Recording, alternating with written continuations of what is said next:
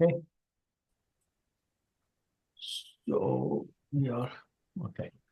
So we're reading Chaitanya Charitamrita, Adi Lila, chapter 7, Lord Chaitanya and five speeches. And I think we're starting today with 41, right? Right. Hmm? 39, Yes, Prabhuji.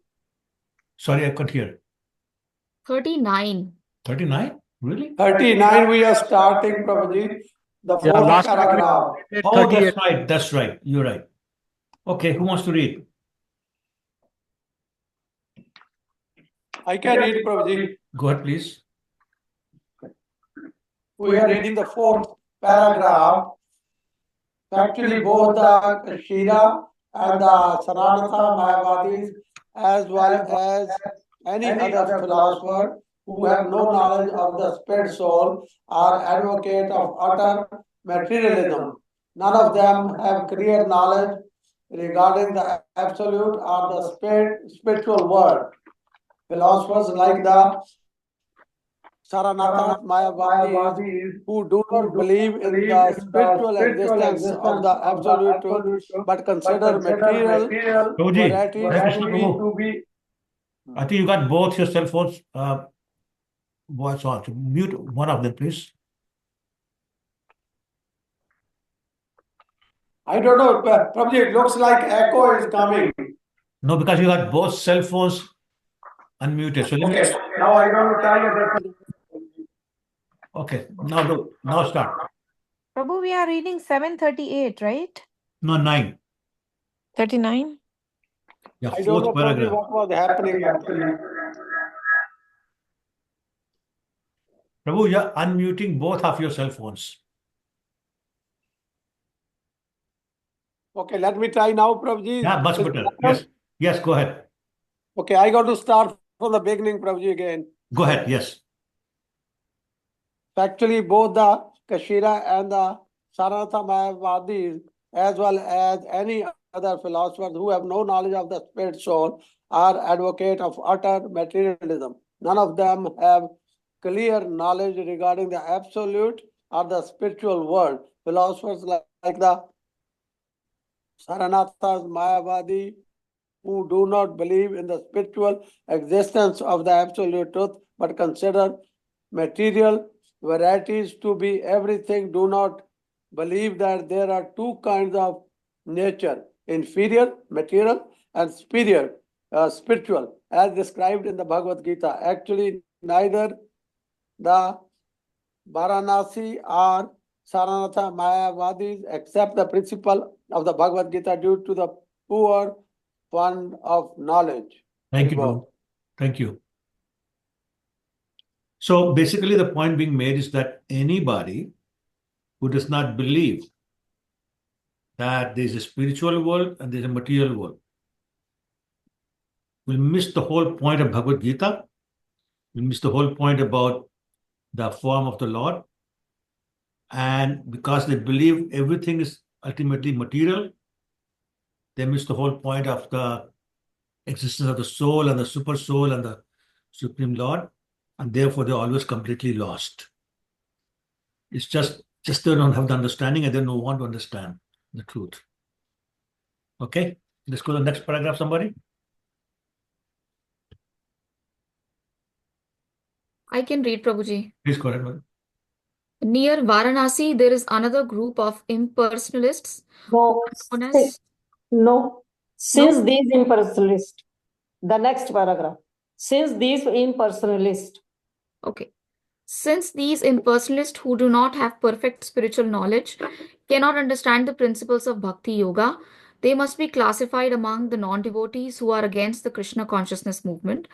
We sometimes feel inconvenienced by the hindrances offered by these impersonalists, but we do not care about the so-called philosophy, for we are propagating our own philosophy as presented in Bhagavad Gita as it is, and getting successful results, theorizing as if a devotional service were subject to the mental speculation. Both kinds of Mayavadi impersonalists conclude that the subject matter of Bhakti Yoga is a creation of Maya and that Krishna, devotional service, and the devotee are also Maya. Therefore, as stated by Sri Chaitanya Mahaprabhu, Mayavadi Krishna Aparadhi. All the Mayavadis are offenders to Lord Krishna. It is not possible for them to understand the Krishna consciousness movement. Therefore, we do not value their philosophical conclusions. However, experts such quarrelsome impersonalists are in putting forward their so-called logic.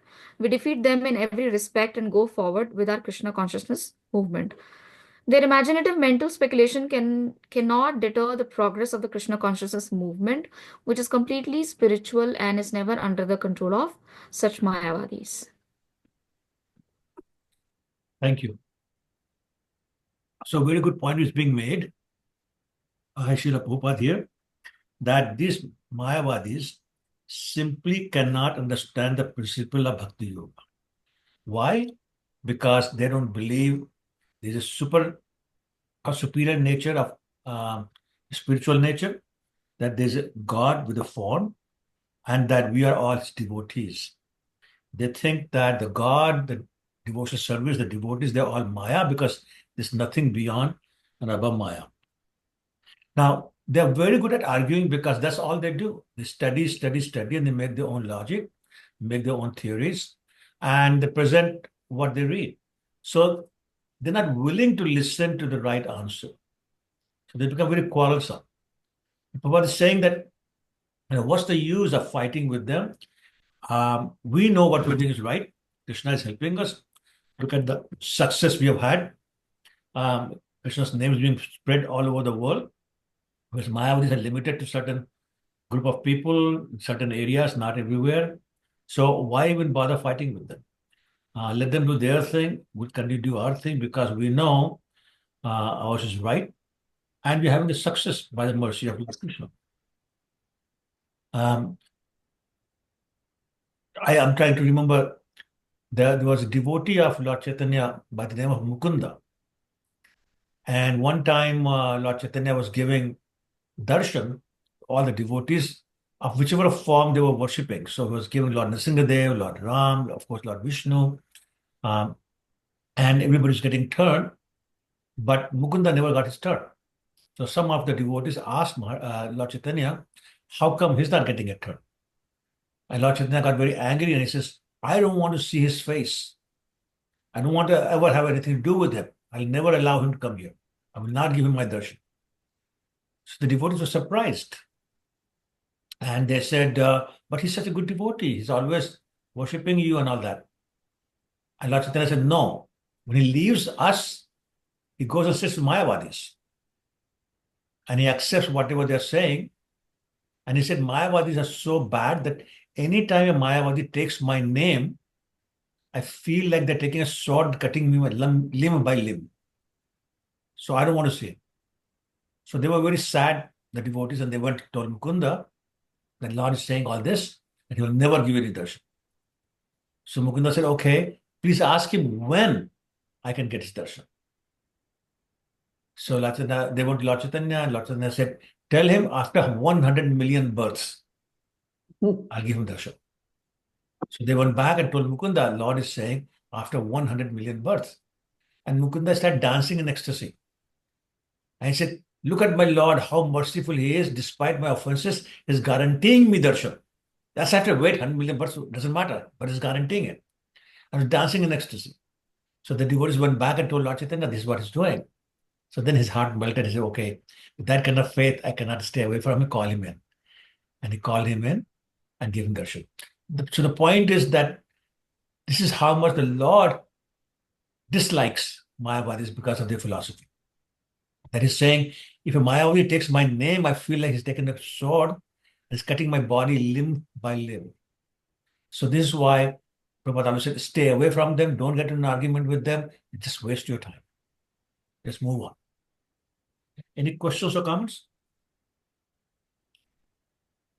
Okay. This is, Prabhuji, just for a moment, please. This is, Prabhuji, 100% right. When you hear non-Krishna conscious people or the what we can call the Mayavadi people, whatever we have, there are chances of we can also destroy everything, whatever we have. There is no doubt about that, you know. Yeah. That's good, Prabhu. Thank you. Whatever we have learned, there is a chance of losing all that knowledge, whatever we have, because they will brainwash you in such a way that nothing going to remain with you. Right, right. You Yeah. will lost everything, whatever you have. So let's not waste our time with them. Okay, thank you, Prabhu. Yeah. Text 40. Vrindavan जाइते प्रभु रहिला काशिते Mayavadi ganatare lagile nindite. While Lord Chaitanya Mahaprabhu was passing through Varanasi, on his way to Vrindavan, the Mayavadi sannyasi philosophers blasphemed against him in many ways. So, the small purport: while preaching Krishna consciousness with full vigor, Sri Chaitanya Mahaprabhu faced many Mayavadi philosophers. Similarly, we are also facing opposing swamis, yogis, impersonalists, scientists, philosophers, and other mental speculators. And by the grace of Lord Krishna, we successfully defeat all of them without difficulty. So yeah, Prabhupada faced a lot of opposition from a lot of people. All of court cases and deprogrammers, newspapers, media, a lot of even devotees in India, his own god brothers, parents of the devotees who were coming to Srila Prabhupada in America, a lot of opposition. But Prabhupada said, as long as Krishna is with me, I don't have to worry. Krishna will help us, we will win. And that's exactly what happened.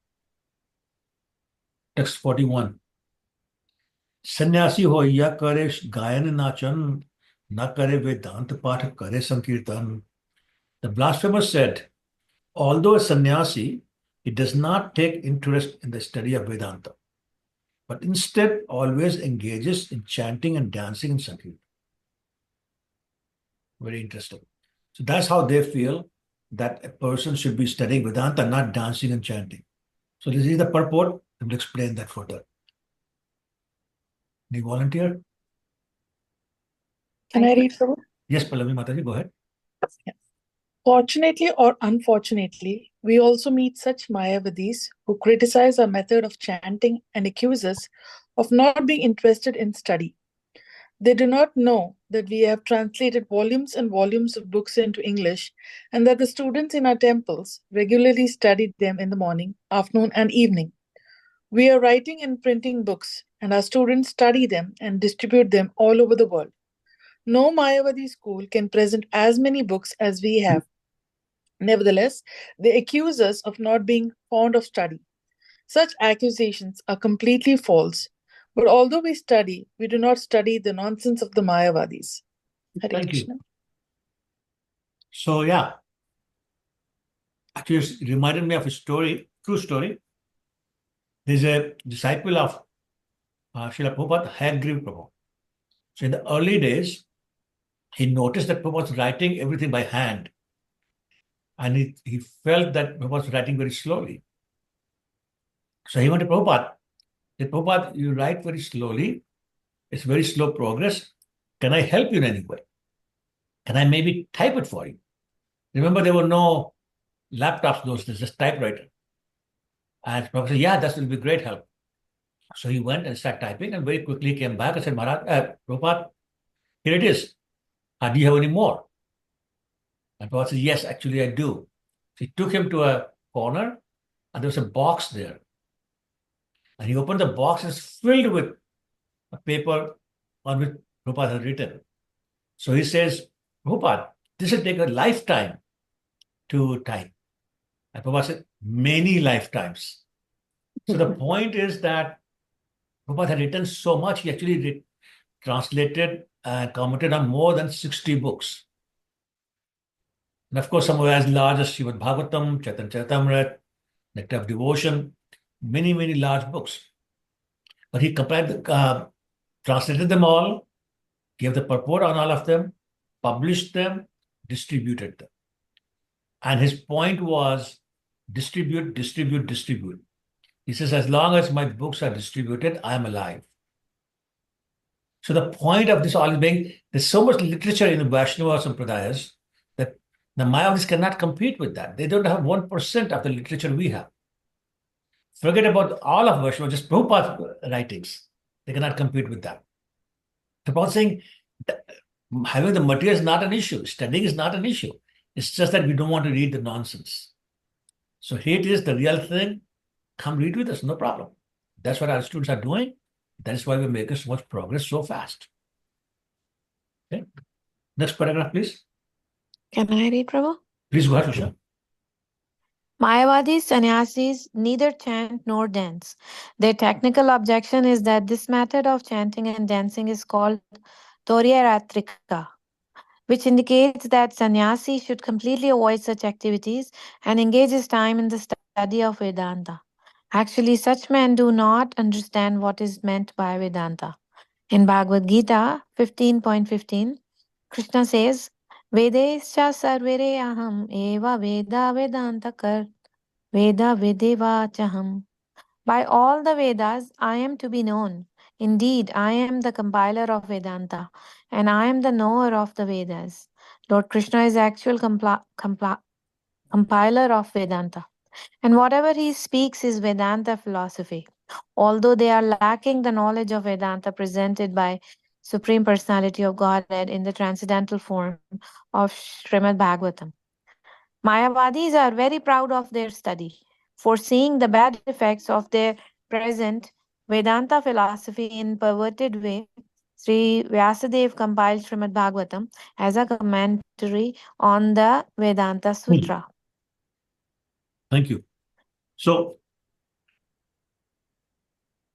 there's a word here, Toryatrika. Very interesting word.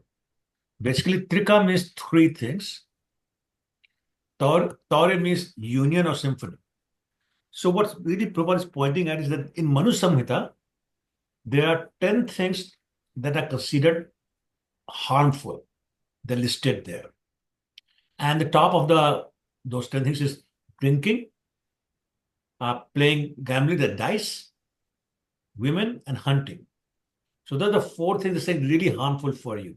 And there are other things like sleeping during the daytime, intoxication, and the musical triad, which is what Tauryatrika means, which is the triad or symphony of song, dance, and instrumental music. So Manu Smriti said these are bad things, but these are bad things, of course, but the music and the dance is not bad if you're doing it for Krishna. If you're chanting Hare Krishna Mahamantra or chanting bhajan by one of the Vaishnava acharyas, then it's not bad. But to Mayavadis, it's all bad. And therefore, the fact that Lord Chaitanya is dancing and singing and feeling the ecstasy is bad. That's not what sannyasis do. So that's why they're criticizing him on that. But Prabhupada explains, but they don't understand that the Vedanta they're talking about is really Srimad Bhagavatam.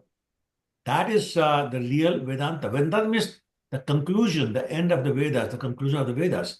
But all the Vedas are concluded in Srimad Bhagavatam. And that is the best commentary on Srimad Bhagavatam written by the same person who did the Vedanta. So there should be no confusion, there should be no objection. But these people objected because it has something to do with devotional service. It has something to do with emotions. It has to do with feelings. It has to do with relationship. And they don't believe in any of that. So they're criticizing Lord Chaitanya and ignoring what Krishna says in Bhagavad Gita, that I am to be known from the Vedas. So if you study the Vedas and you don't understand me, then you wasted your time. It's like another place in Upanishad it says, Antar Bahir Yadi Hari Kim Tapa, Antar Bahir Yadi Na Hari Kim Tapa. In other words, if you don't feel the presence of the Lord inside and out, what's the use of your austerities? And if you feel the presence of the Lord inside and out, then what is the use of austerities? The point being that the main thing is to feel the presence of the Lord in your heart. Yes. If whatever you're doing does not get you there, you're wasting. So studying the Vedantas, and studying and studying and studying and studying and discussing till the end of life, but you don't understand Krishna, then what's the use? So Prabhupada is pointing out that in Gita, Krishna says, the purpose of the Vedas is to know me. And I know because I know the Vedas. I'm the one who compiled it. As, what's his name? Vedvyas. Very well. So there's no room for argument, but because they lack the knowledge, they simply argue and argue and argue until other person just gets tired. And Prabhupada saying, just don't worry about this. Just move on. Okay. Any questions, comments? It's Shaktavish avatar is the I'm sorry? Vyasadeva. Right? Srila Vyasadeva is Shaktavish avatar of Krishna, isn't Correct. it? Correct. Okay, Correct. Prabhu. Shaktavish, yes. The empowered incarnation. Prabhu, I have a question. Usha, go ahead. So, Chaitanya Charitamrita was written by Krishna Kavidas. Yes. Yes. And who was he the Shakti Vesha avatar of? He was also an avatar of somebody. Not that I know of, We don't know. Okay. but it doesn't say anywhere. It doesn't? It was a devotee who was the disciple of Lord Nityanand, was empowered by Lord Nityanand as well as all the devotees of Vrindavan at that time, including the six Goswamis. But I never heard that he was an empowered incarnation of somebody. So he wasn't the Shakti Not that I know. Vesha. How did he write? How did he compile? That was said. He was empowered by Lord Nityanand and the six Goswamis and other devotees of Vrindavan. He had direct mercy of Raghunath Das Goswami, direct mercy of Rupa Goswami, and of course, direct mercy of Lord Nityanand. I mean, don't need more empowerment than that. And he had the notes of his Guru Maharaj. He had the notes of Swarup Damodar Goswami, Sarup Damodar. who Yes. was a confidential associate Lord Chaitanya and Vishakha Yes. Sakhi in Krishna Lila. So he was started not from a any diary. diary. Yes. He used to listen from Raghunath Goswami every day at the bank of, at Radhakund. And he got the diary from him. And based on what he heard and the diary, he wrote at the Charitamrita. And where is that diary now? I don't know. It's not in any museums. No, certainly not with me. I already checked my house. Thank you, Prabhu. Okay. All right. Who wants to read the last paragraph? I can read, Prabhu. Please, Vatsima, go ahead. Srimad Bhagavatam is Bhasyo Yam Brahma Sutram. In other words, all the Vedanta philosophy in the aphorisms of the Brahma Sutra is thoroughly described in the pages of Srimad Bhagavatam. Thus, the factual propounder of Vedanta philosophy is a Krishna conscious person who always engages in reading and understanding the Bhagavad Gita and Srimad Bhagavatam and teaching the purport of these books to the entire world. The Mayavadis are very proud of having monopolized the Vedanta philosophy, but devotees have their own commentaries on Vedanta, such as Srimad Bhagavatam and others written by the Acharyas. The commentary of the Gaudiya Vaishnavas is the Govinda Bhasyo. Yeah. So once again, the point is being made that the real Vedanta philosophy is Srimad Bhagavatam, Bhagavad Gita. It comes directly from Krishna, and there's no two ways about this. Mayavadis can complain and argue all they want, but the real Vedanta, real commentary on Vedanta is Srimad Bhagavatam and Bhagavad Gita, and that's where we go. Okay, and then this mention of Govinda Bhash, which is written by Baldev Vidyabhushan. The challenge that we had was that Brahmanas those days were saying there's no Gaudiya philosophy. So how can we accept that you are real devotees? So Vidyabhushan accepted the challenge and he went to Radha Govindji temple, prayed to him for help, and Govindji said, I'll dictate to you, don't worry. You write, I'll dictate. He dictated the philosophy. So within 3 or 4 days, Baldev Vidyabhushan was back to these Brahmins and presented this Bhashya, and they were saying, okay, we accept. We are defeated, we accept that Gaudiya Sampradaya is real Vaishnavas. And that was the mercy of Radha Govindji, therefore it's called Govinda Bhashya by Baldev Vidyabhushan. Okay. Next paragraph, please. Shall I read, Prabhuji? Please go ahead. Prabhuji, Huh. I have a question. Adibjan, go ahead. Prabhuji, like we know that this Mayavadi wing was led by Adi Shankaracharya, but then when he was writing this Jagannath Ashtakam and all this, so wasn't there was controversy with him? Well, the thing is, Lord Shiva said himself, I have been ordered by Lord, my Lord, to do this Yes. because we want to now negate what Gautam Buddha established. And we want to re-establish the authority of the Vedas. So therefore, I'll do what I'm doing, but at heart, I'm devotee. I can't help it. So therefore, I will say Bhaj Govindam, Bhaj Govindam, Bhaj Govindam Mudumate. I will say Nathashtakam. I will say other things glorifying Lord as a Govinda. Radha. Yeah, But still his followers didn't understood Prabhuji. they basically rejected all the things that refer to Govinda and accepted Mm, everything else. It's okay. like even today in the Sikh community, same thing. Anusha, maybe you can comment on that. There's a Mhm. lot of reference in Guru Granth Sahib of Govinda and Krishna and Ram, but today's people they kind of ignore all that and just go with the rest of it. So what can you do? Followers don't follow the teacher. Yeah, they sing the. I just heard the one of the party Saki was singing, "Go Hey Gopal, Hey Gopal," all, and I was listening to it, and I was like, he's singing the Saki from the Guru Granth Sahib. Guru Guru Granth Sahib. Granth Sahib. Yeah, Guru Granth Sahib. yeah. So there is a name there, of It's all course. there. It's all there. Every Everything. page has the name. Every page has the name of Lord Krishna Yeah. So in the different names. followers don't follow the Same. Guru Bhatta. They say this is some other Govinda. This is other Ram. Yeah, They yeah. don't Which follow it. Govinda? Which other Govinda? Okay. But Prabhu, I actually have I read the Guru Nanak's biography. Mhm. He personally was a Hindu. Yeah, His of course. mother was Hindu. But there was no Sikh before, right? They were not. Yeah, that's what I'm saying. But Govinda Only he last was Guru was Hindu Sikh. himself. Every Guru is Hindu. Only Guru Gobind Singh was last Guru who was Sikh. Dashamatarya was Yeah. Sikh. Okay. All right. Thank you. Devkani, did I answer your question? Is it okay? Yes, Prabhuji. Okay. Thank All right.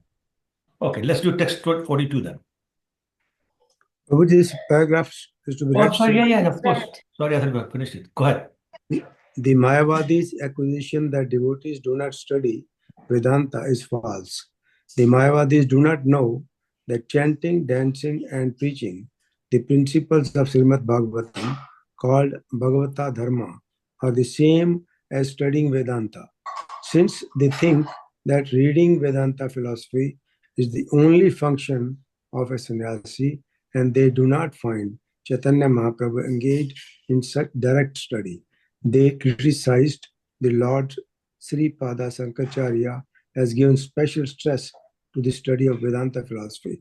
Vedanta Vekkyasu Sada Ramnata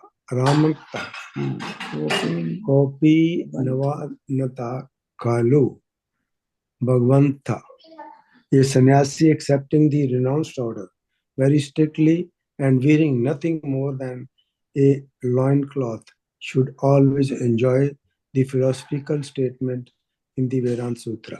Such a person in the renounced order is to be considered very fortunate. The Mayavadis in Varanasi blessed Lord Chaitanya because his behavior did not follow these principles. Lord Chaitanya, however, bestowed his mercy upon these Mayavadis, sannyasis, and delivered them by means of his Vedanta discourses with Prakashananda Saraswati and Sarvabhauma Bhattacharya. Yeah. So the bottom line is here that Shripa Shankaracharya wrote, as follows: believe that a sannyasi in the renounced order should wear nothing more than a loincloth and always be studying Vedanta. But they can go beyond that. And who was pointing out that Lord Chaitanya, not only he understood that Srimad Bhagavatam is the real commentary on Vedanta, but he also bestowed his mercy upon the sannyasis. There's two examples. One is Prakasana Saraswati in Varanasi, and the Sarvam Bhattacharya in Jagannath Puri. And then we further details on how he delivered Prakasana Saraswati and his 60,000 disciples. Okay, let's text 42. मूर्ख सन्यासी ने जो धर्म नहीं जाने, भावुक हो या फिर भावुकेर सने. This Chaitanya Mahaprabhu is an illiterate sannyasi and therefore does not know his real function. Guided only by sentiments, he wanders about in the company of other sentimentalists. So he's calling the devotees, and of course Lord Chaitanya, sentimentalists. What is the definition of sentimentalist? One who gets carried away by emotions. Emotions, yeah. A little bit more than that. Prabhuji, who has emotion, like who is more into emotion, but less at knowledge level. So it was less. Is more emotions, less philosophy. So sentimentalist people are those who don't understand the philosophy, just go by their emotions. And so the point being made is that's what they were thinking, but they don't understand that if Lord Chaitanya does not understand philosophy, who does? He's But Krishna. He's the one who showed all this philosophy, told all this philosophy. How come he would not understand? But because they don't understand God, they don't understand Krishna, therefore they do not understand Lord Chaitanya. They call him sentimentalist because he's not reading Vedanta philosophy with them. It says showing sentiments by dancing, crying, fainting, and manifesting all the 8 symptoms of ecstasy. So let's talk about this in the purport, see what they say. Prabhu, so they did not know that Chaitanya Mahaprabhu is Krishna himself. So that's why they were making the comments like that. That's right. That's right. But they don't, not only they don't believe, they don't understand, they don't think Krishna exists as a god. Yep. Right? They think Krishna is somebody, some historical person who's basically made of Maya. So material body, material everything, just a great person. Okay. All right. Somebody read the purport, please. Hare Krishna. Go ahead. Foolish Mayavadis, not knowing that the Krishna consciousness movement is based on a solid philosophy of transcendental science, superficially conclude that those who dance and chant do not have philosophical knowledge. Those who are Krishna conscious actually have full knowledge of the essence of Vedanta philosophy. For the study, the real commentary on the Vedanta philosophy, Srimad Bhagavatam, and follow the actual words of Supreme Personality of Godhead as found in Bhagavad Gita as it is. After understanding the Bhagavad Gita philosophy or Bhagavad Dharma, they become fully spiritually conscious or Krishna conscious. And therefore, their chanting and dancing is not material, but is on the spiritual platform. Although everyone admires the ecstatic chanting and dancing of the devotees, who are therefore popularly known as the Hare Krishna people, Mayavadis cannot appreciate these activities because of their poor fund of knowledge. Hare Krishna. Right, exactly. They just don't understand how solid the Krishna conscious philosophy is, because this is Bhagavad Dharma. It's based on Srimad Bhagavatam. It's based on Bhagavad Gita. And Srimad Bhagavatam is the ripe fruit of the summary of all the Vedas. It's not different from Vedas. This is the conclusion presented in a more understandable form, in a more devotional form, establishing the direct relationship between the devotees and the Lord Krishna, that is.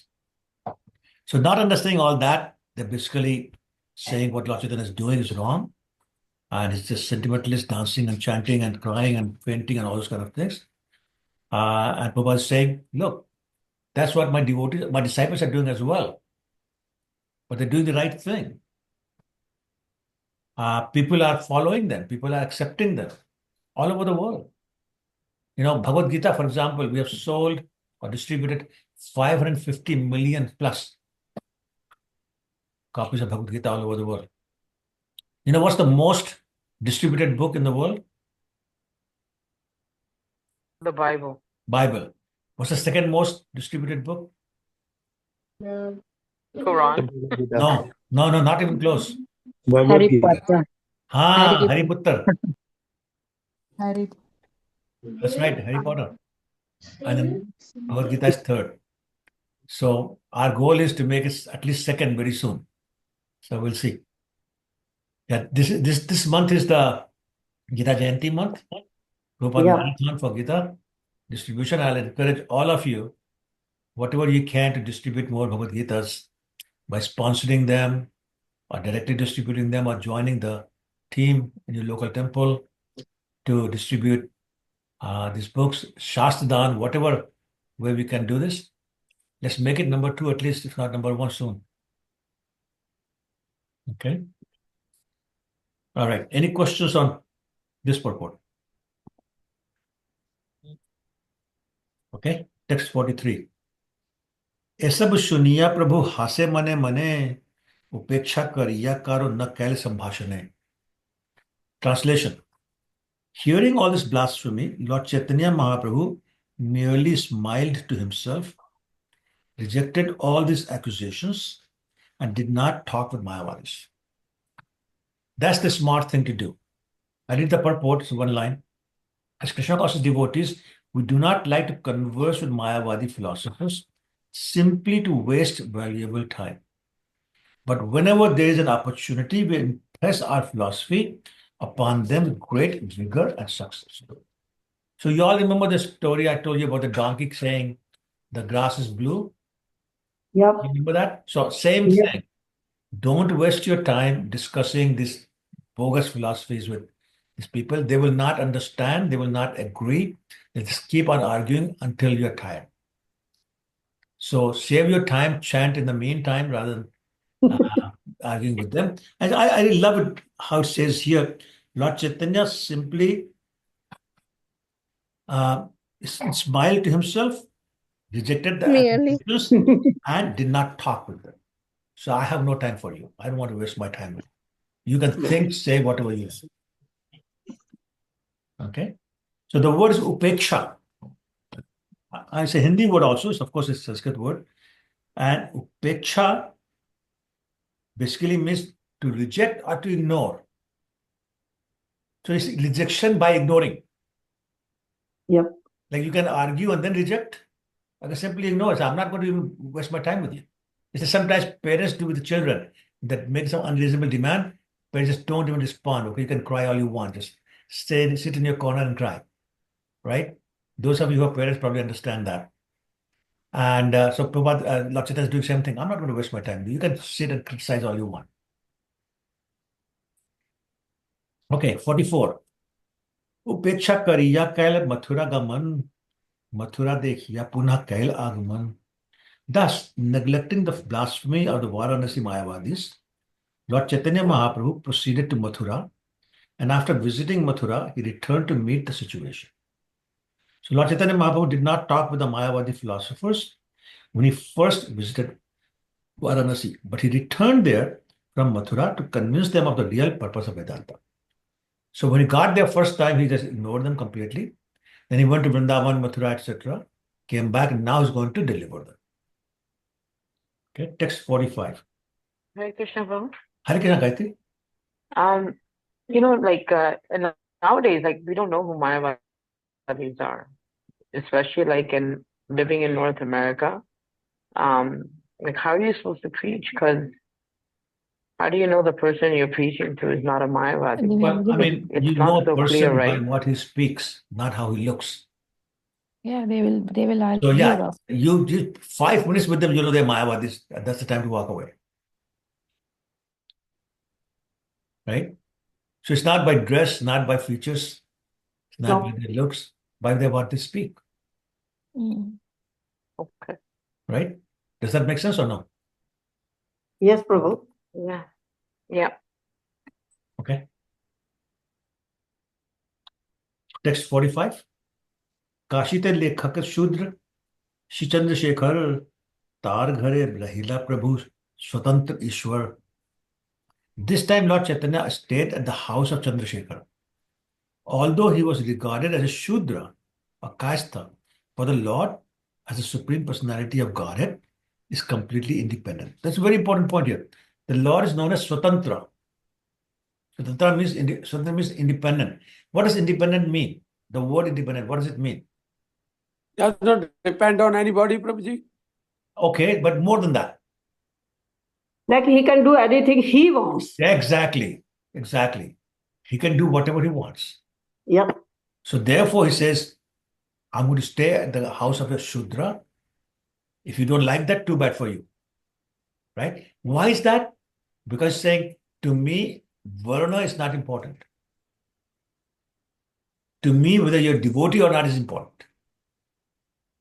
So because you're a devotee, you may be Shuddha, you may be anything. Even for himself, Lord Chaitanya said, Naham Vipro, Nacha Narpati, Napu Shudra, Vaishyo, Na Shudro. Naham Varni, Nacha Grahapati, No Vanasto, Yatirva. He says, I'm not a Brahmin, I'm not a Kshatriya, I'm not a Vaishya, I'm not a Shudra. I'm not even a Brahmachari. I'm not Grihastha. I'm not Vanaprastha. Vanprastha. And I'm not Mendicant. Sannyasi. Hmm. Right? So who are you, sir? All the 8 things are taken away. One ashram gone. Who are you? He says, Gopi Bhartur Padakamalayur Das Dasan Dasa. The servant of the servant of the servant of the Lord Krishna. And beautifully, it doesn't say Krishna. It says Gopi Bhartur. So the husband of the gopis. So that relationship is making. Krishna to Krishna, that relationship is so important. So they are the servants. The gopis are the servants of Krishna. And so we are the servant of the servant of the servant of the gopis. Right? And that's our real identity. And that's what Lord Chaitanya is saying. So therefore, he says, you may be Shuddha, you may be Kasta, it doesn't matter. You're devotee, that's what matters. So people can say whatever they want, but I'm staying with you because you're a devotee. And that is independence. Okay, let's read the first paragraph. Hare Krishna, Prabhuji, may I read? Oh, Shalini Mataji, yeah, go ahead. Yes. I saw you in the temple, I thought maybe you won't come. No, I would. Okay. Good. Go ahead. Lord Chaitanya stayed at the house of Chandrasekhara, a clerk. Although a sannyasi is not supposed to reside in a Shudra's house. 500 years ago, especially in Bengal, it was a system that persons who were born in the families of Brahmanas were accepted as Brahmanas, and all those who took birth in other families, even the higher caste, namely the Kshatriyas and the Vaishyas, were considered Shudras, non-Brahmanas. Therefore, although Sri Chandrasekhar was a clerk from a caste family in Upper India, he was considered a Shudra. Similarly, Vaishyas, especially those of the Suvarna Vanik community, were accepted as Shudras in Bengal, and even the Vaidyas, who were generally physicians, were also considered Shudras. Lord Chaitanya Mahaprabhu, however, did not accept this artificial principle, which was introduced in society by self-interested men, and later the Kayasts, Vaidyas, and Vaniks all began to accept the sacred thread, despite objections from the so-called Brahmanas. Yeah. So actually, do you know what the definition of a Shudra is? The one who serves? Yes. So that's what Lord Chaitanya says in Bhagavad Gita. The one who serves everybody else is a Shudra. So therefore, if you're not a Brahmin in the sense of what does Brahmin do? Yajan Yacham, right? Patan Patam. So he studies the Vedas, he teaches the Vedas. He performs 5 sacrifices for himself and for others. And he accepts charity and he gives charity. Those are 6 roles of a Brahmin. So there's no salary for a Brahmin. They don't accept salary. And they're not working for anybody. It's like a freelance contractor. Right? That's what Brahmins are. Kshatriyas, what do they do? Protect. They protect, they administer. Yes. Right? And they give salary. They give charity to the Brahmins. What does a Vaishya do? Krishi Goraksh Vanijam. Business cow protection and agriculture. Yep. So nobody's getting paid by somebody else. So therefore, all the other people serving others, getting paid by others, they're Shudras. So the scripture said, Kali Yug, Kalau Shudra Sambhava. Everybody's a Shudra. Shudra. Because everybody's working for somebody, accepting salary, money, whatever. Right? Rupa Goswami, Sanatana Goswami, they actually consider themselves Mohammedans, Muslims, because they're working for a Muslim king. So they're not only a Shudra, we're actually Muslim. We're accepting money from a Shudra, from a Muslim. Right? So my point is that, so Chandrasekhar is being called Shudra simply because of his job. Clerk. The caste is a high caste. But he's being called Shudra because he has a job for which he gets paid. And then the other names are being mentioned here, who are similarly, the physicians, they're getting paid by somebody. And Suvarnamonic. Again, all these people are getting paid by somebody else. Therefore, they're considered Shudra. But Lord Chaitanya said, it doesn't matter. If I don't consider myself Vaishya, Shudra, Brahman, etc., then I don't consider you either, if you're a devotee. Therefore, if you're a devotee is higher than Varnashram. So remember, we talked about the other day, we are all like animals unless we follow the Varnashram system. The Varnashram system brings us to the human level. But devotional service brings us above the human level to Vaishnava or devotee level. And once you get there, then caste doesn't matter. Varna doesn't matter. Ashram doesn't matter. And you're eligible to get first initiation, second initiation, all those kind of things. And that's what he did, Lord Chaitanya did. All these people, despite so many Brahmins objecting, same thing happened to Lord Srila Prabhupada when he was giving initiation to the so-called Mechas, the Americans, Europeans. There's so much objection from his own god brothers, all the Brahmins and the Pandits in India. How come you can do that? But Srila Prabhupada kept pointing to these things. What Lord Chaitanya did, Patra Vicharan, no consideration of Patra, if somebody's devotee, kept saying all that. And therefore kept doing that, and look at the success Srila Prabhupada has had. Okay? So Lord Chaitanya is doing the same thing, and Prabhupada did what Lord Chaitanya was doing. So following the footsteps of. Okay? Any questions or comments? Okay, this next paragraph, please. Should I can continue, resume. Prabhuji? Unless somebody else wants to read it. I can read. Go ahead, Nana. Before the time of Chaitanya Mahaprabhu, the Suvarna Vanik, yes, class we condemned by Bilal Sen, who was then the king of Bengal, due to personal grudges. In Bengal, the Swarna Vanik class was always very rich, for they are bankers and dealers in gold and silver. Therefore, Bilal Sen used to borrow money from Swarna Vanik bankers to stop. Bilal Sen bankruptcy, lately obliged by Swarna Manik bankers to stop advancing money to him, and thus Bilal Sen became angry and condemned the entire Swarnamanik society as belonging to Sudra community. He tried to induce the Brahmanas not to accept Swarnamanik as followers of the instructions of Veda under the Brahmanical directions, but although some Brahmanas approved of Bilal Sen's actions, others did not. Thus, the Brahmanas also become divided amongst themselves, and those who supported the Swarnamanik class were rejected from the Brahmana community. At the present day, the same bias are still being followed. Right. This was a very interesting time. The time being described, Lord Chaitanya's time, very interesting in how conservative the Brahmins were and how unreasonable. So you all know the story of, I think his name was Ramchandra Khan. So you all know the story of the, what's the name? Nawab Shah Hussain of Bengal, for whom Rupa Goswami and Sanatana Goswami were working. So actually when he was a child, he used to work in the house of Ramchandra Khan. And one time he did something bad, and Ramchandra Khan whipped him. And later on, the same boy became the king, Nawab of Bengal. And one day his wife noticed there's a mark on his back. And she said, "What's this mark?" He said, "This Ramchandra Khan used to work for him when I was a boy. I did something wrong. He whipped me."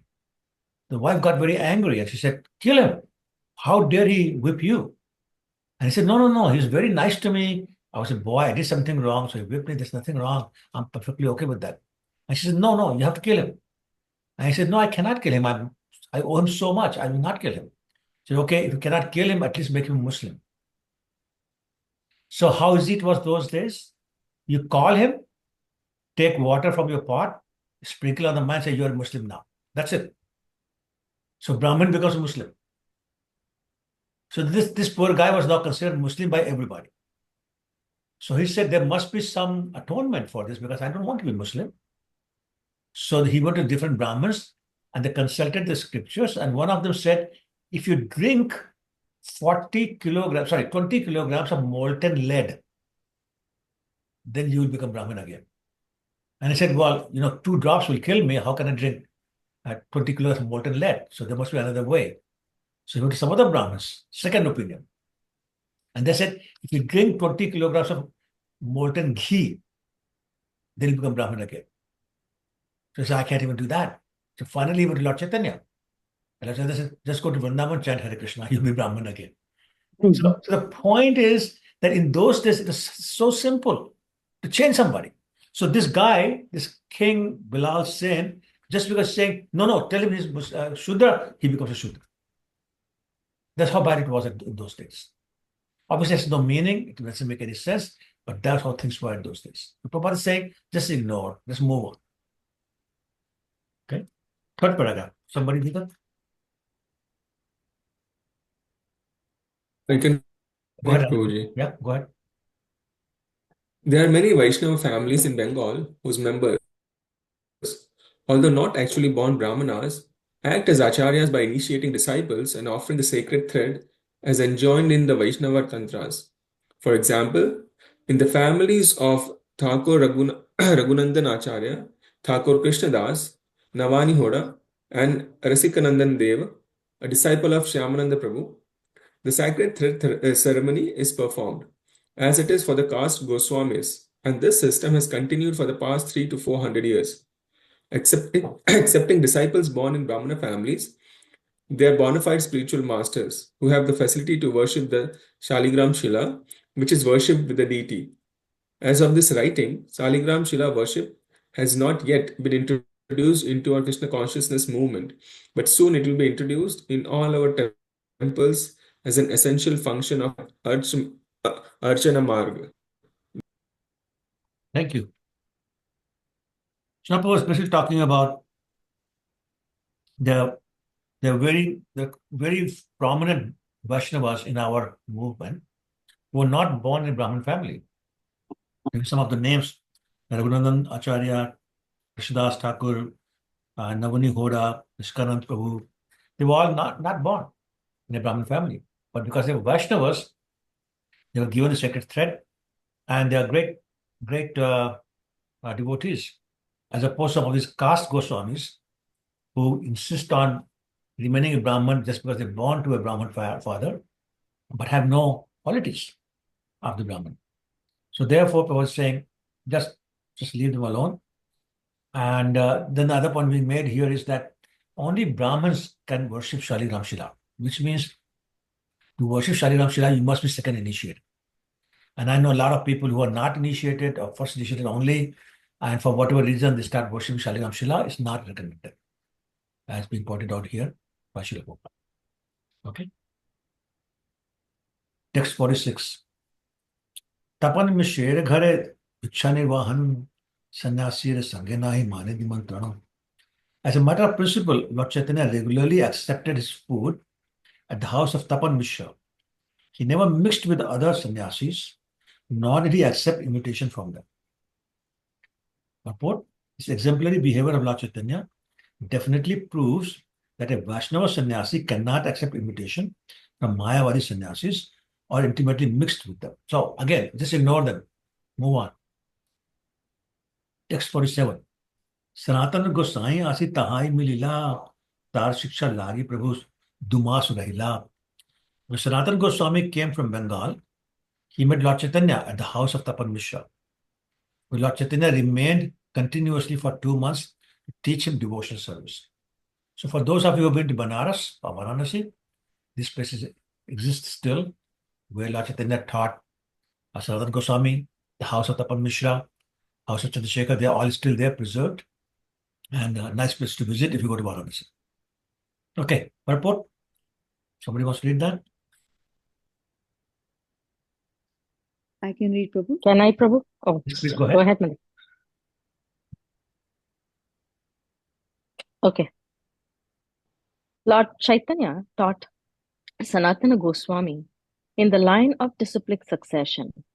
Sanatana Goswami was a very learned scholar in Sanskrit and other languages, but until instructed by Lord Chaitanya Mahaprabhu, he did not write anything about Vaishnava behavior. His very famous book, Hari Bhakti Vilasa, which gives directions for Vaishnava candidates, was written completely in compliance with the instructions of Sri Chaitanya Mahaprabhu. In this Hari Bhakti Vilasa, Sri Sanatana Goswami gives definite instructions that by proper initiation by a bona fide spiritual master, one can immediately become a Brahmana. In this connection, he says, Yata kanchanata tam yati kamsyam rasa vidhanatah tatha diksha vidhanena dvijatvam jayate nrinam. A bell metal is turned to gold when mixed with mercury in an alchemical process. So one who is properly trained and initiated by a bona fide spiritual master immediately becomes a Brahmana.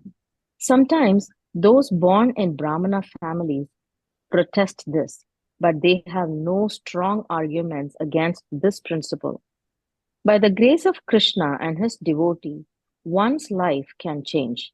This is confirmed in Srimad Bhagavatam by the words Jahati Bandham and Shuddhyanti. Jahati Bandham indicates that a living entity is conditioned by a particular type of body. The body is certainly an impediment, but one who associates with a pure devotee and follows his instructions can avoid this impediment and become a regular Brahmana by initiation under his strict guidance. Srila Jiva Goswami states how a non-Brahmana can be turned into a Brahmana by the association of a pure devotee. Prabha Vishnave Namaha. Oh, Prabha Vishnave Namaha. Lord Vishnu is so powerful that he can do anything he likes. Therefore, it is not difficult for Vishnu to change the body of a devotee who is under the guidance of a pure devotee of the Lord. Hare Krishna. Thank you, Hare Krishna. So, wonderful point is being made here that just like bell metal turns to gold when mixed with mercury in alchemical process, similarly, any person, regardless of the class, becomes a Vaishnava if initiated by a bona fide spiritual master. That's all that's required. And then Prabhupada is quoting actually, he says, Jahati Bandham. It's actually a verse in Srimad Bhagavatam, 5th canto, 1st chapter, text 35, where Shukdev Goswami is explaining to Parikshit Maharaj the activities of Priyavrat Maharaj. Anybody remember who Priyavrat Maharaj was? Son of Swayambhav Manu. Yes, correct. Yes, correct. And the It is the famous one. brother of, What is it? he had a very famous brother and a nephew. Dhruva Maharaj, Uttanapada. Uttanpad. Yes, Uttanpad and Priyavrat was correct, brothers. correct. So, Shukdev Goswami is talking about Priyavrat Maharaj, and he's saying that even a person outside of the four castes of Brahman, Kshatriya, Vaishya, Shudra.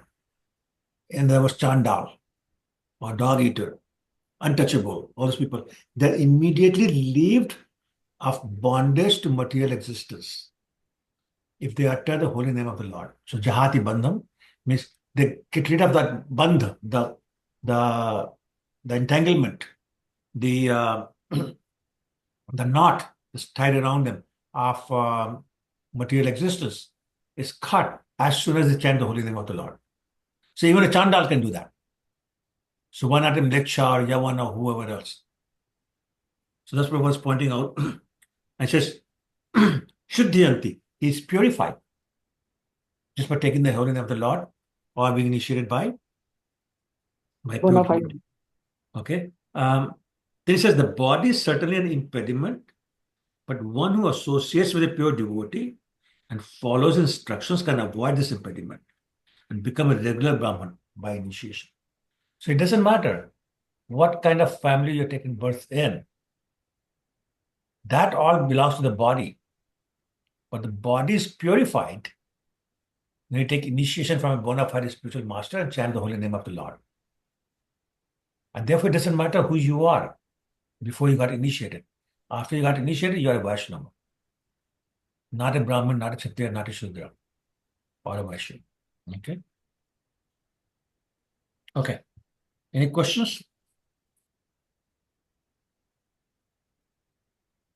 Oh, there's one other point here. At the bottom it says here, Srila Jiva Goswami states how non-Brahmana can be turned into a Brahmana by the association of the devotees. Lord Vishnu is so powerful that he can do anything he likes. Therefore, it is not difficult for Vishnu to change the body of a devotee with under the guidance of a pure devotee of the Lord. So what happens? How many types of bodies do we have? One body we get from birth and the other body we get by initiation from Jiva. No, Prabhu, I wasn't thinking that. At any time, how many types of bodies do we have? Two. Medical and spiritual. Well, subtle and physical body. Gross and subtle and gross. Is there any third kind of body? Atma. I don't know. Spiritual body. Right? So we have three types of bodies. Right? So now, that spiritual body is living in the subtle body. Subtle body is living in the gross body. Right? So when you chant purely, which body becomes purified? Subtle body. Subtle body, exactly. And when subtle body is purified, then the elements become purified and therefore the gross body becomes purified also. And that is why we say pure devotees do not have material body anymore. Even though it looks material, it's no longer material. So that's the power of Lord Vishnu for those people who are chanting his name purely. Right? Is everybody with me? Yep. So that's the point being made. If you worship Lord Vishnu, you take initiation from a pure devotee, then by the power of Lord Vishnu, your body is purified. And therefore it doesn't matter. It's Brahman, Kshatriya, Vaishya, Shudra, or Chandal, or dog eater, or Lekshar, or Yavan, doesn't matter. Okay? Chanting purifies the mind? Sorry, say again. Chanting purifies the mind?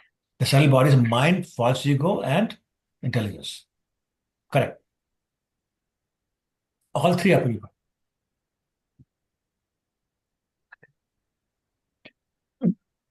So let's do text 48.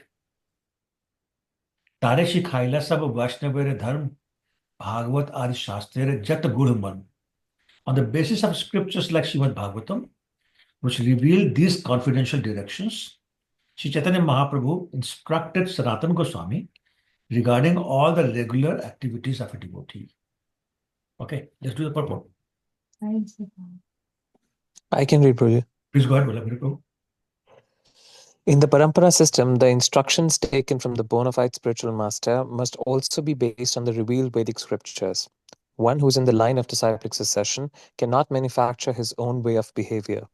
There are many so-called followers of the Vaishnava cult in the line of Chaitanya Mahaprabhu who do not scrupulously follow the conclusions of the Shastras, and therefore they are considered to be up-sampradaya, which means outside of the sampradaya.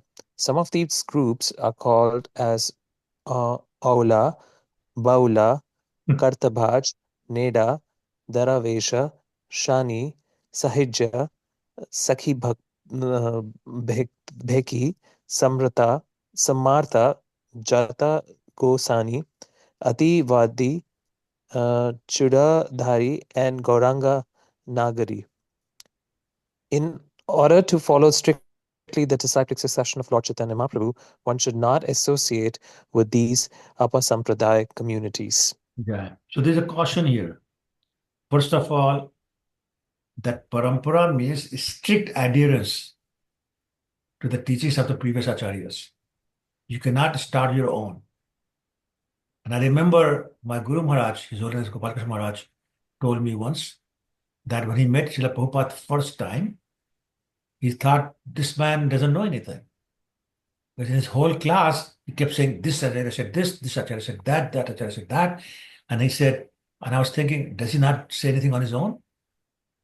And he said it was later on he realized that that's correct. You don't say anything on your own. You're always quoting the acharyas and saying whatever acharyas have said, based on that you can say something to further elaborate. So same thing here. If you start your own vad, your own philosophy, then you're not in the sampradaya. If you change anything, then you're up sampradaya. So if you change 2%, 90% still the same, you're up sampradaya. And Prabhupada has given so many names. They were all active at the time of Srila Bhaktivinoda Thakur. All of them. Srila Bhaktivinoda Thakur dealt with them and finally brought them under control in the sense that people started to agree that they are not genuine. Because otherwise people think they are genuine and basically they're saying, therefore, I don't want to be part of Lord Chaitanya's movement because it's bogus. So Bhaktivinoda Thakur worked very, very hard to discredit all these people. And bottom line, do not associate with these people. So if you go to Vrindavan, you often hear these people singing very loudly. And then you say, not for us. Okay, next paragraph. I will read, Prabhuji. Go ahead, Prabhu. Okay. One who is not taught by a bona fide spiritual master cannot understand the Vedic literature. To emphasize this point, Lord Krishna, while instructing Arjuna, clearly said that it was because Arjuna was his devotee and confidential friend that he could understand the mystery of Bhagavad Gita. It is to be concluded, therefore, that one who wants to understand the mystery of revealed scripture must approach a bona fide spiritual master, hear from him very submissively, and render service to him. Then the import of this scripture will be revealed. It is stated in the Vedas, Svetaswara Upanishad 6.23. Yasya deve para bhaktir yatha deve tatha guru tasya kathita hi artha prakashanate mahatmana. The real import of scripture is revealed to one who has unflinching faith in both the Supreme Personality of Godhead and spiritual master. Srila Narottam Das Thakur advises Sadhu Shastra Guru Vakya Hridaya Kariya Aikya. The meaning of this instruction is that one must consider the instruction of Sadhu, the revealed scriptures, and the spiritual master in order to understand the real purpose of spiritual life. Neither the sadhu, saintly person, or Vaishnava, nor a bona fide spiritual master says anything that is beyond the scope of the sanctions of the revealed scripture. Thus, the statement of revealed scripture correspond to those of the bona fide spiritual master and saintly person. One must therefore act with reference to these three important source of understanding. Hare Krishna. Thank you. Yeah. So we have three sources of information that we should depend upon and nothing else. The sadhu, meaning spiritual master. Shastra, means the revealed scriptures, such as Srimad Bhagavatam, Bhagavad Gita, and Gauranga, the Lord. Those are three sources. That's it. So Bhagavad Gita, Lord is speaking directly. So those are our sources that we depend upon. And it's very important that we understand this verse is quoted from Shruta Upanishad. Jasya deve para bhakti jatha deve tatha guru. Tasset kahita hi artha prakashante mahatmana. So basically, only those people who have the same degree of unflinching faith in their spiritual master and the Lord, to them the secrets are revealed. So you don't study, you don't comprehend, you don't analyze, they're revealed to you. That's the only way to understand. And in Gita, 4th chapter, in 4.1, Krishna says that I told this knowledge to Sun God, who gave it to his son Manu, and who gave it to his son Ikshvaku. And this is a parampara that's been going on, but over a long period of time, knowledge has been lost. And then he says in 4.4, he says, Saye mayate adya, yoga prokta puratana, bhaktosime sakhacheti, rahasya etat uttamam. He says, because you're my devotee and my friend, I'm going to reveal this secret knowledge to you. So what does that mean? You're devotee. Devotee means you accept my authority. You accept whatever I say is the truth. And your devotee, or sakha means you're my well-wisher. You'll follow where I go. And therefore, for anybody who does not accept Krishna as the Supreme Personality of Godhead, Gita has no meaning. And that is why we see so many interpretations of Bhagavad Gita where the writer or the author does not accept Krishna as God. And all the commentaries bogus. There's one commentary of Bhagavad Gita that says, oh, Kurukshetra didn't really happen. Kurukshetra is your body. Krishna is the super soul and you are the five senses. Pandavas are five senses. And it takes the whole thing from there. Madan Mohan Malvi basically says, oh, it's all about karma. So this has missed the point completely. Even Radhakrishnan, the former president of India, bogus commentaries, because they don't start from the point of Krishna being the Supreme Personality of Godhead. And because they're not the devotees, they missed the whole point, and therefore their Bhagavad Gita is not as it is. That's not what Krishna said. Prabhupada, who said Krishna is Supreme Personality of Godhead, followed his instructions. Therefore, he was able to understand the purpose of the words Krishna spoke. And therefore, what he wrote was as it is. That is what Krishna meant. Okay? And the same thing is being pointed here, that unless you have the same unflinching faith in the Guru and the Lord, do not get the knowledge revealed to you. Just like Krishna reveals himself, similarly, knowledge about Krishna is revealed to you. And you have to have faith in three things: Sadhu, Shastra, and Gauranga. Okay? Otherwise, you cannot understand. The three most important sources for understanding the philosophy. Okay. Any questions? Oh, you're saying Sadhu, Shastra, and Gauranga? Yeah. So, but generally, like we say, Guru, Sadhu, Shastra. Is it the same thing? Prabhuji, it says Guru Vakya, I think. Sorry, say again? Guru Vakya. So generally, okay, Guru Vakya. Yeah, so generally they say, Guru, Sadhu, Shastra, the three sources What of did I say? our knowledge. You said Gauranga, Oh, I'm Sadhu, sorry. Shastra. No. Sorry. I'm in my mind, I'm thinking Guru and saying Gauranga. Sorry. Thank you for pointing it out. No problem. So Guru, Sadhu, and Shastra. Yes. Guru Sadhu Shastra. Okay. All right. Text 49. इति मध्य चंद्रशेखर मिश्र तपन दुखी हो या प्रभु पाए कैल निवेदन. When Lord Chaitanya Mahaprabhu was instructing Sanatana Goswami both Chandrasekhar and Tapan Mishra became very unhappy. Therefore, they submitted an appeal unto the lotus feet of the Lord. So, what did they become unhappy about? What were they unhappy about? Separation. I'm sorry? Separation from the Lord, like.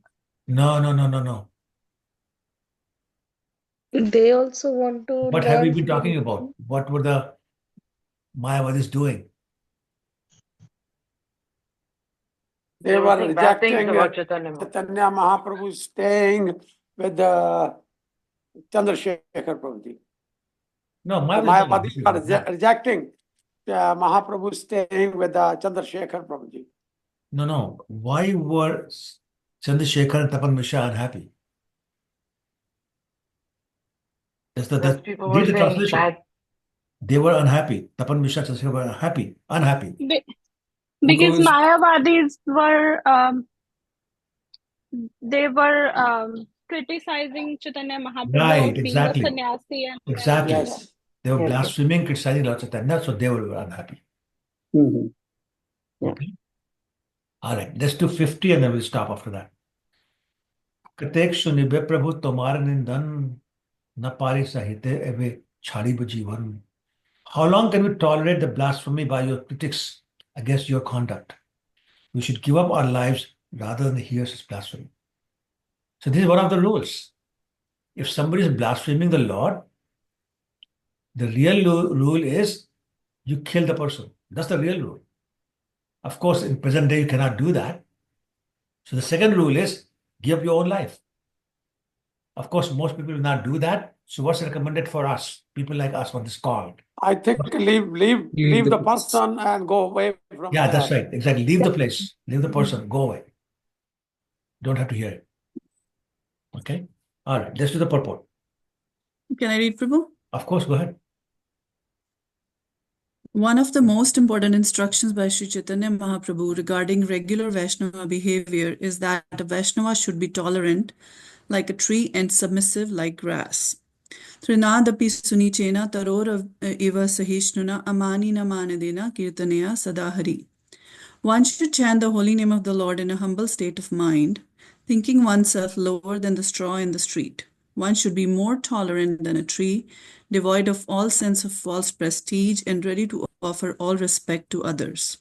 In such a state of mind, one can chant the holy name of the Lord constantly. Nevertheless, the author of these instructions, Lord Chaitanya Mahaprabhu, did not tolerate the misbehavior of Jagai and Madhai. When they harmed Lord Nityananda Prabhu, he immediately became angry and wanted to kill them, and it was only by the mercy of the Lord Nityananda Prabhu that they were saved.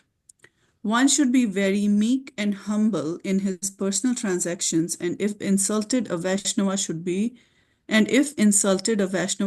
tolerant and not angry. But if there is a blasphemy against one's guru or another Vaishnava, one should be as angry as fire. This was exhibited by Lord Chaitanya Mahaprabhu. One should not tolerate blasphemy against a Vaishnava, but should immediately take one of the three actions.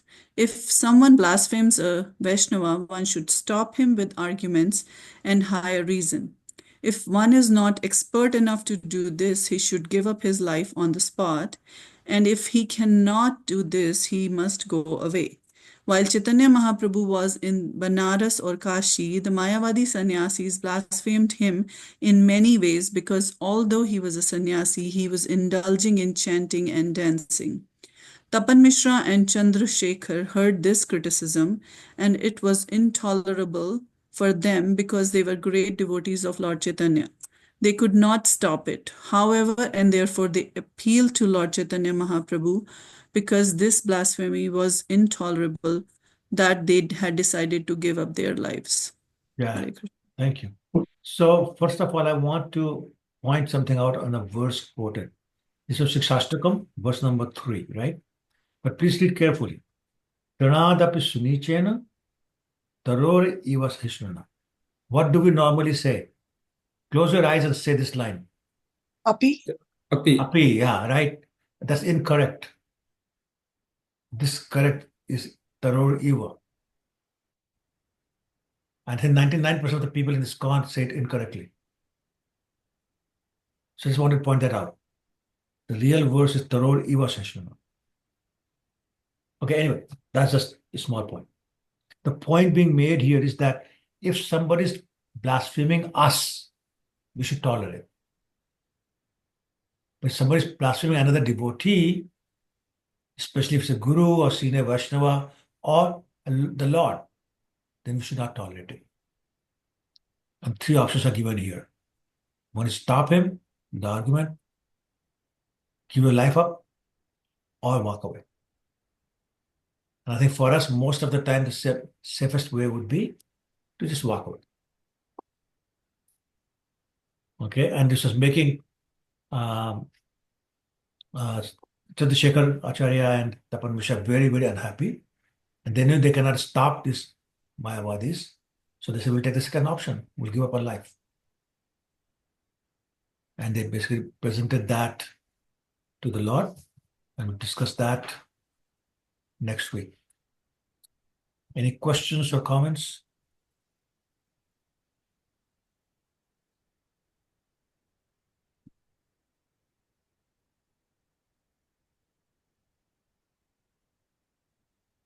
Okay, I guess that's it.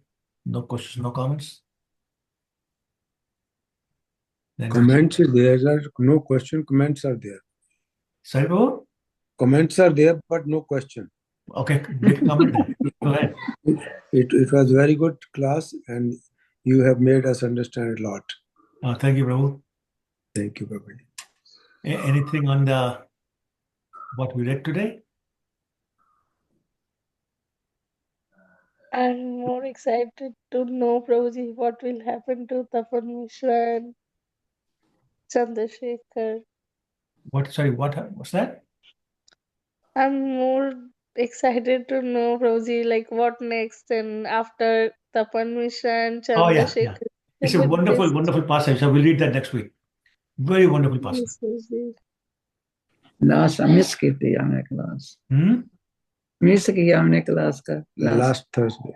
Oh, last Thursday. Okay, well, you can read the recording. You can see the recording. Okay. Okay, Prabhuji. Thank you. Sure. Thank you for the Prabhuji, wonderful one class. last question, Prabhu. I'm so sorry.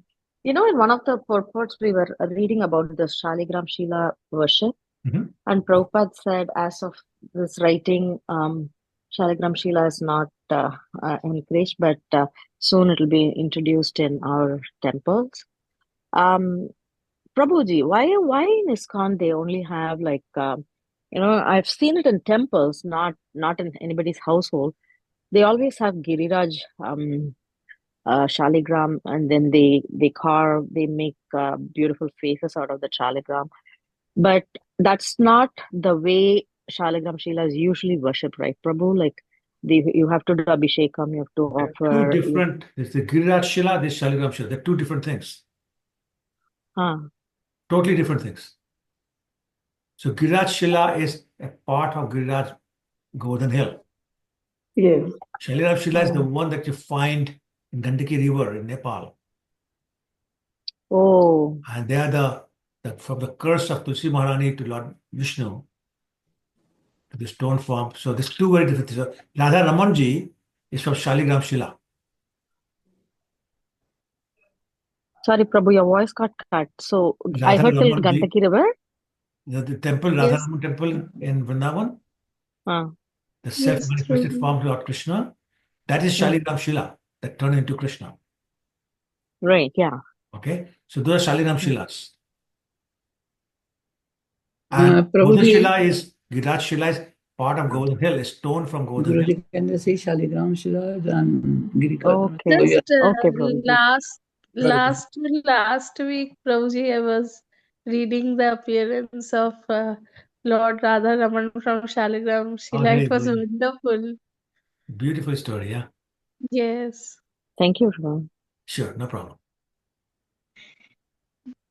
Anybody, anything else?